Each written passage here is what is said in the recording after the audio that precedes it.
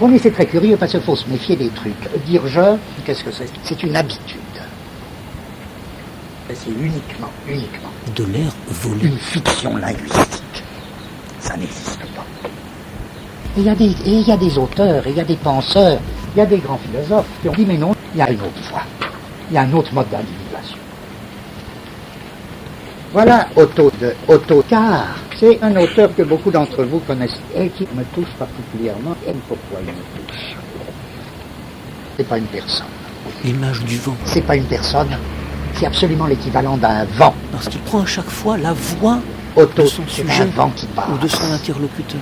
Il est l'écho du monde entier. Je vous demande juste de repérer ça. Il a atteint le point où il est dessaisi, Et l'écho? où il est dessaisi du pouvoir de dire je. Et Dieu avait dit génie.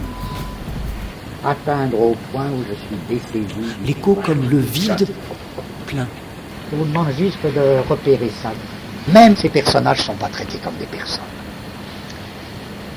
Ils ne sont pas individués comme des personnes. C'est interchangeable parce que tout le monde dit jeu et ce jeu il est tellement Oui, mais décontextualisé une que toute c'est autre le voie, jeu ça. d'auteur. C'est une toute autre voie qui bouleverse les données du problème. Il y a des gens, même je crois, le maximum d'auteurs, qui dérivent le nom propre de je et tu.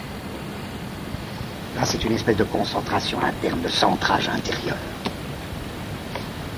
Et ce langage, au contraire, toujours extérieur à lui-même, qui déborde les pronoms personnels vers un impersonnel, vers un il qui n'est plus d'aucune personne. Moi, je crois que beaucoup d'auteurs frôlent cette idée que non, finalement, le secret de l'individuation, c'est pas la personne. Que la véritable individuation, c'est celle des événements. C'est une drôle d'idée. Ils font la dérivation inverse. Ils disent que même les personnes sont individuées à la manière d'événements. Simplement, ça se voit pas. On a tellement de mauvaises habitudes. On se prend pour des personnes, mais on n'est pas des personnes. On est à notre manière des petits événements. Et si on est individué, c'est à la manière d'événements, c'est pas à la manière de personnes. Pourtant, est-ce que c'est l'anonyme? Non, c'est pas l'anonyme. Pas anonyme, mais vous voyez ce que je veux dire? C'est pas de l'universel. Un événement, c'est au contraire extraordinairement singulier et c'est individué. Mais voilà, il faut dire que l'individuation de l'événement, c'est pas du même type que l'individuation de la personne. Ça, c'est pas tout change. Tout change. On tient notre chemin.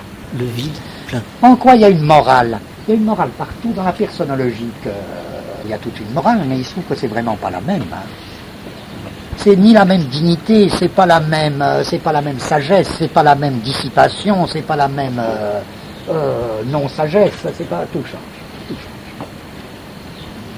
Oui, c'est très curieux parce qu'on se disait au besoin, ah ben il y a un vague choix entre quoi et quoi, entre dire je et dire le néant, ou dire je ou dire l'abîme indifférencié,